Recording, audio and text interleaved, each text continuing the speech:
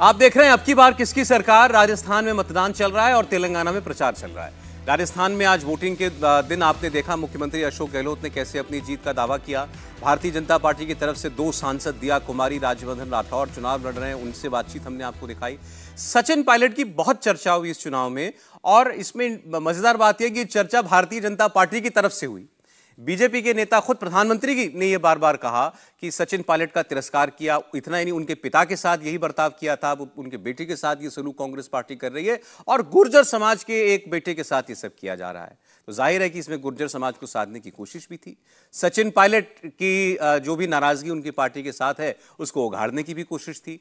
सचिन पायलट का इस सब पर क्या कहना है, आज मतदान के दिन उनसे बात की हमारी सहयोगी विजय लक्ष्मी ने। देखिए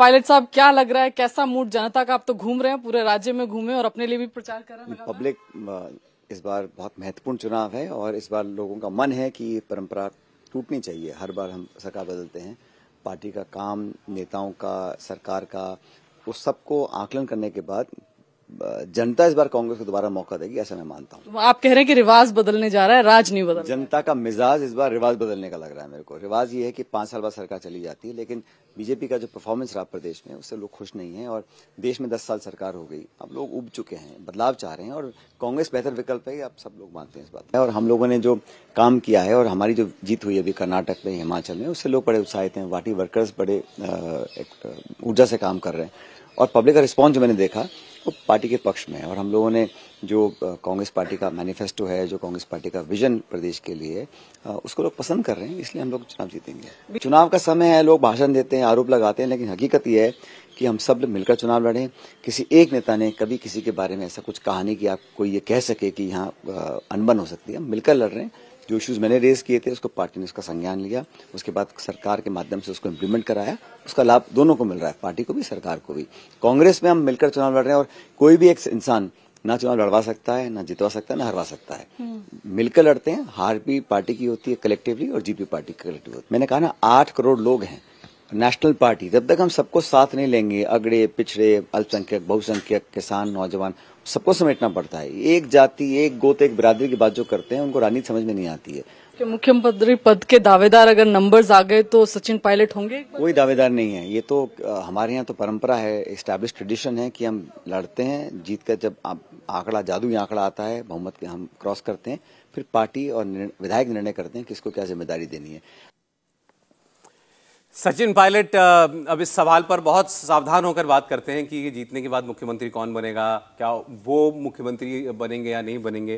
पहले तो चलिए उनकी सीट की बात कर लेते हैं। टोंक से वो चुनाव लड़ रहे हैं, लगातार दूसरी बार चुनाव लड़ रहे हैं। पिछली बार अच्छे मार्जिन से वो जीत गए थे। टोंक का भी अपना बड़ा इंटरेस्टिंग इतिहास है।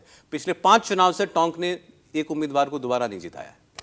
देखिए, ये भी बात है और दूसरा ये भी बात है कि बीजेपी ने भी इस वक्त गुर्जर वोटों के लिए बहुत कोशिश की है। जैसे रमेश विदिड़ी को उन्होंने टोंक में जो है उनका उतारा कि भाई आप संभालिए, उनको उसका प्रभाव दिया। उसी तरह से कुछ और नेता भी, सुरेंद्र नागर या फिर 1-2 और नेता जो ऐसे गुर्जर नेता है जिनको बीजेपी ने जो है राजस्थान में बाकायदा भेजा था कि वो गुर्जर वोटरों को अपनी तरफ कर सकें। और इसका कारण भी यही था क्योंकि उनको ये लगता था कि जो सचिन पायलट हैं उनसे कहीं ना कहीं, क्योंकि वो मुख्यमंत्री के दावेदार नहीं दिख रहे हैं या नहीं बनाया जा सकता, तो ऐसे में गुर्जर वोटर जो है वो कहीं ना कहीं बीजेपी के साथ आ सकता है।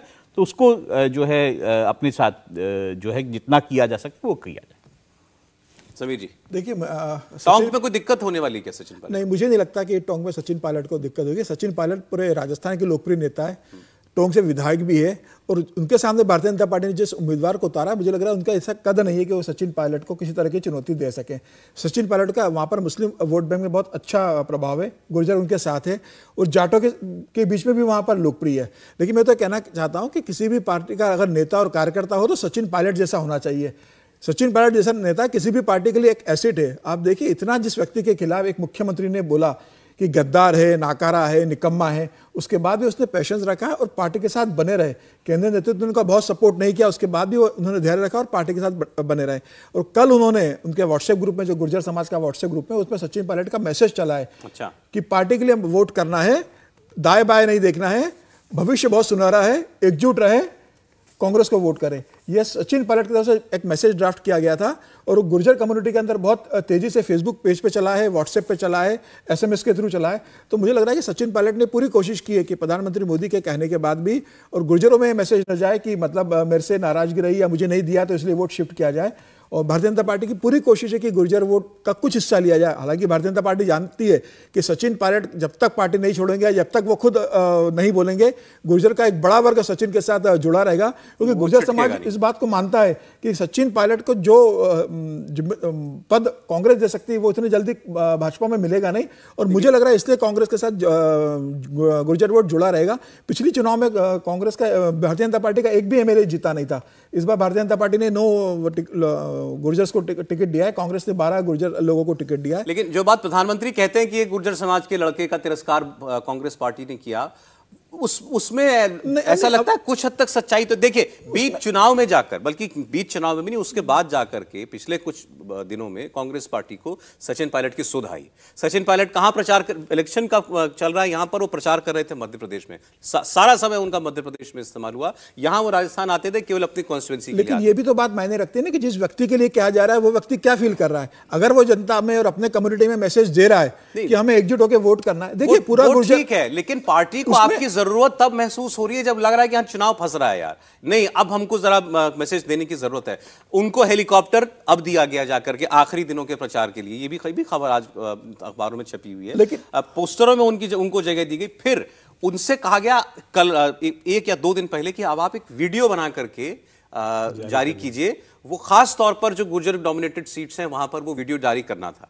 अब वो अलग अलग कॉन्स्टिट्यूएंसी के लिए अलग अलग वीडियो बनाने को उनको कहा गया था, वैसा नहीं कर पाए, फिर एक ही वीडियो जो है वही सर्कुलेट किया। यही कारण है ना, बीजेपी इस चीज को सेंस कर रही है। अगर गुर्जर समाज जो है एक साथ होता और पायलट के पीछे होता तो क्यों उनको इस तरह के मैसेजेस और वीडियोस जारी करने की जरूरत है। वो मेरे लोग हैं, मेरे साथ आएंगे।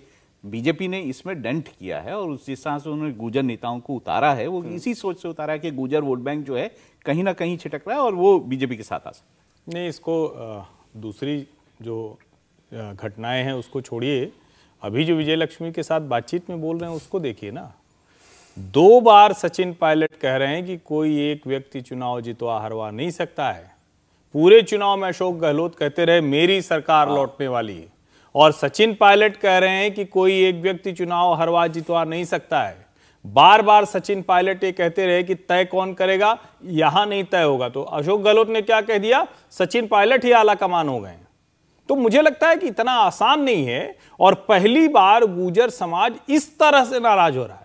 वहां ऐसा नहीं, भारतीय जनता पार्टी के पक्ष में रहते थे, बीच में वसुंधरा जी की सरकार के समय थोड़ा गड़बड़ हुआ तो गुर्जर छिटक गया, लेकिन अभी भी गुर्जर नेता है भारतीय जनता पार्टी के पास। और ये जो सचिन पायलट वाला मसला है, ठीक है, सचिन पायलट जहां होंगे, उनके जहां लोग होंगे वहां गुर्जर उनके साथ खड़े रहेंगे, लेकिन बहुतायत गुर्जर वोट भारतीय जनता पार्टी के साथ जा रहा है, ये सच्चाई है। प्रधानमंत्री नरेंद्र मोदी ने उसको सेंस किया और उसको उभारने की कोशिश की। सचिन पायलट को तो 5 साल और इंतजार करना पड़ेगा भाई, आप तो कह चुके हैं। लक्षण तो वही है, भाजपा जीत रही है, लक्षण तो वही है। कांग्रेस जीती तब भी नहीं, अगर कांग्रेस जीतती तो शायद स्थितियां बन सकती थी। हालांकि वो ठीक बात है कि दावेदार है, लेकिन मैं समीर जी से थोड़ा सा डिफर कर रहा हूं। अरे भैया, पूरी कोशिश तो की थी, विधायक क्या करें। समीर जी कह रहे हैं कि ऐसा नेता होना चाहिए। अरे कतई ऐसा नेता नहीं होना चाहिए। या तो नेता वो हो जो ठोंक के कहे कि हम सरकार गिरा देंगे, या शांति से बैठा रहे। वो तो क्या हुआ, न घर के रहे न घाट के, उप मुख्यमंत्री भी नहीं रह पाए, प्रदेश अध्यक्ष भी नहीं रह पाए, और तो और उनके जो लोग थे उनके मंत्रालय भी चले गए, उनकी जो जिले में सुनी जाती थी वो भी चले गए, जिलाध्यक्ष से भी हटा दिए। मैं एक खबर आपको तेलंगाना चुनाव की बताना चाहता हूं, वहां प्रचार चल रहा है और गृहमंत्री अमित शाह बीजेपी की तरफ से वहां बड़ा धुआंधार प्रचार कर रहे हैं।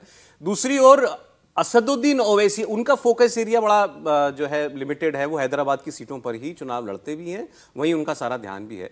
तो वहां पर वो प्रचार करते हुए उन्होंने एक बड़ी अनूठी बात कही। उन्होंने कहा कि यहां मेरे उम्मीदवार को हराने के लिए आरएसएस के लोग दिल्ली से आए हैं और वो मदद कर रहे हैं कांग्रेस के कैंडिडेट की। ओवैसी की बात सुनिए। दिल्ली से आरएसएस के लोग आकर कांग्रेस के लिए काम कर रहे हैं और वो ये तय कर लिए हैं कि वो कांग्रेस के उम्मीदवार की खुली तायीद कर रहे हैं। आरएसएस के लोग, बीजेपी का उम्मीदवार अपने घर में बैठ चुका है। मेरे भाई, जब दुश्मन मुत्तहिद हो रहा है तुम्हारा, तो क्या तुम इंतशार की कैफियत में रहोगे या फिर तुम एक शीशा पिघला हुई दीवार की तरह इन बातिल ताकतों के आगे खड़े हो जाओगे। ऐसा भी हो जाता है कि आरएसएस कांग्रेस के लिए काम करे। अब ये तो दूसरा है कि कांग्रेस ये कहती है कि अवैसी साहब जो हैं वो जो हैं बीजेपी के लिए काम कर रहे हैं, हमारे वोट तोड़ते। तो राजनीति में ये सब होता रहता है कि आरोप। ओवैसी और केजरीवाल दोनों, मुझे लगता है कि दोनों का मानसिक स्थिति एक जैसी हो चुकी है। जैसे केजरीवाल ने कुछ दिन पहले कहा था कि विश्व का सबसे बड़ा संगठन आम आदमी पार्टी है, सबसे बड़ी भारतीय जनता पार्टी से ज़्यादा हमारे पास कार्यकर्ता है। वैसी स्थिति ओबीसी की जो ये कह रहे हैं कि भाई आरएसएस के कार्यकर्ता आकर कांग्रेस का काम कर रहे हैं, मुझे लग रहा है ओबीसी के पैरों के नीचे जमीन खिसक चुकी है। और इस बार बीआरएस की सरकार जा रही है, जिसके साथ वो सरकार में लेके पूरे मलाई लूटते थे, उन्हें समझ में आ गया कि कांग्रेस सरकार बना रही है, इसलिए फ्रस्ट्रेशन के अंदर। जबकि वहां तो आरोप दूसरा उल्टा लग रहा है कि कई लोग लगा रहे हैं कि भाई भारतीय जनता पार्टी को ये तो समझ में आ गया कि हम सरकार नहीं बना पाएंगे, कांग्रेस की ना बन पाए, इसलिए बीआरएस की मदद करो। ये कांग्रेस वाले ये इल्जाम लगाते हैं। देखिए, भारतीय जनता पार्टी के लिए तो बेहतर स्थिति भी है ना, अगर 2024 के लिहाज से देखें, क्योंकि कांग्रेस की सरकार तेलंगाना में आने का मतलब होगा कि देश भर के मुसलमान जब मतदान स्थल पर पहुंचेंगे तो उन्हें हाथ का पंजा दिखेगा। कर्नाटक के बाद ये बहुत हद तक स्थापित हो गया है, उस स्थापना में जो कुछ बचा हुआ है वो पूरा हो जाएगा यहां। और ये सच है। देखिए, हम लोगों ने उस दिन अकबरुद्दीन ओवैसी को सुना था, वो जो भाषण दिया था उसके बाद तो सच बात है कि उनको अब तक जेल के अंदर डालना चाहिए था, धारा उनके ऊपर लगनी चाहिए थी समाज विभाजन की, वो नहीं हुआ। लेकिन वो घटना हो या अब जो ये बड़े ओवैसी साहब हैं, ये साफ दिखा रहा है कि कांग्रेस पार्टी उन मुस्लिम इलाकों में भी बहुत मजबूत हो गई है जहां इन लोगों को लगता था कि हमारा और केसीआर का गठजोड़। केसीआर ने मुस्लिम आईटी पार्क की बात की। आप सोचिए, संविधान विरुद्ध ऐलान है ये। आप कोई बिल्डर है, चलो ठीक है, शरिया कंप्लायंट हाउसिंग सोसाइटी बना रहा हो, बात अलग है। मुख्यमंत्री कह रहा है कि हम मुस्लिम आईटी पार्क बनाएंगे। अब इससे शर्मनाक क्या हो सकता है? लेकिन इसका सीधा सा मतलब हुआ, मुसलमान कांग्रेस की तरफ देख रहा है, हाथ मिला चुका है वो। असली संकट 30 को वोट तेलंगाना में बीआरएस या कांग्रेस? अभी भी मुझे ये लगता है कि बीआरएस जो है, जो तेलंगाना है उसमें ठीक से, मतलब मुझे लगता है कि वो अपनी सरकार बना पाएगी। मुझे लग रहा है कांग्रेस ऊपर है। हाँ बिल्कुल, कांग्रेस बना सकती है तेलंगाना के अंदर। हर्षवर्धन जी? नहीं, सरकार तो मुझे अभी भी लगता है कि केसीआर, जिसको कहते हैं ना कि सरकार बना ही लेंगे, जिस तरह का उन्होंने काम किया, लेकिन निश्चित तौर पर कांग्रेस ने गैप बहुत कम कर लिया है, बहुत नजदीकी पहुंच गया है।